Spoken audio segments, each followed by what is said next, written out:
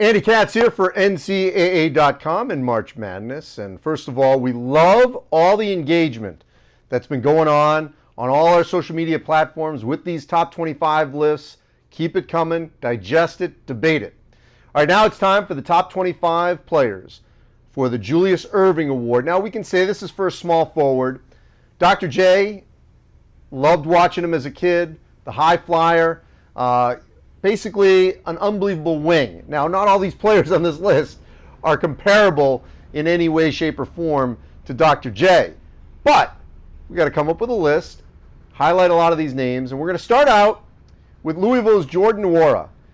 Nwora came back just right by the end of the deadline, and his presence immediately puts the Cardinals where they can compete for the top of the ACC.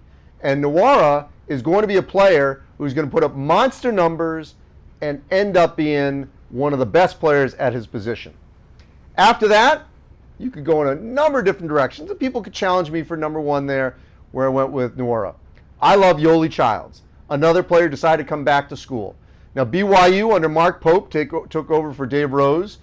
He's got a player in Yoli Childs who can put up 31, 31, 31. Yes, he did it 3 straight times last season. He's that kind of player. And he gives BYU a chance to get into the NCAA tournament and challenge Gonzaga, St. Mary's, watch out for Pepperdine as well in the WCC. Joshua Langford. Now you could put him and swap him and Aaron Henry on the couple lists I've had, and that's fine. I have no problem if you want to do that. But he's got to be on somewhere. Injured his foot, late December, was done for the season. People forget he was averaging 15 a game, one of Michigan State's best players. So he's going to be a top 5 player in one of these lists. Najee Marshall.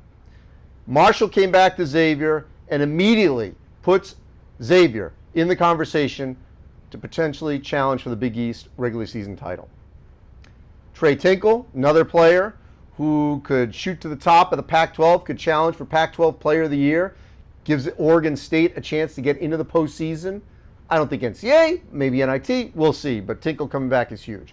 Got to at least put a freshman in our top 11, Scotty Lewis from Florida, and you could probably go a different couple of freshmen in this grouping, but I like Lewis as maybe that impact freshman at this position.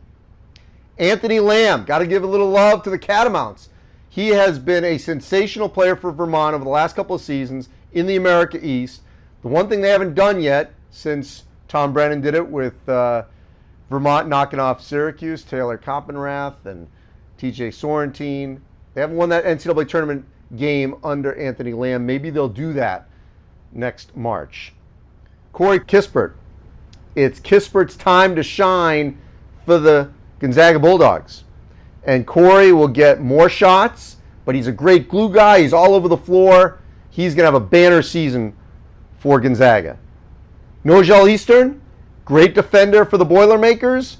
Now we'll see him add a little bit more offense to his game, and I think that will help his cause. Rex Pfluger, don't forget about him. Got hurt. Once he comes back for Notre Dame, he's going to be one of the best players in the ACC, a great leader for the Irish. And Xavier Sneed from Kansas State. If the Wildcats are going to get back to the tournament, compete toward the top of the top 4 in the Big 12, it will be because Xavier Sneed is leading them. All right, so that's my top 11. You want to see numbers 12 through 25, go to NCAA.com. Of course, Twitter for our March Madness account, and you can find all the names right there. You can debate it, digest it, hit me up. That's okay. I can take it if you disagree. I'm okay. I just appreciate you digesting and debating all of this here on NCAA.com and March Madness.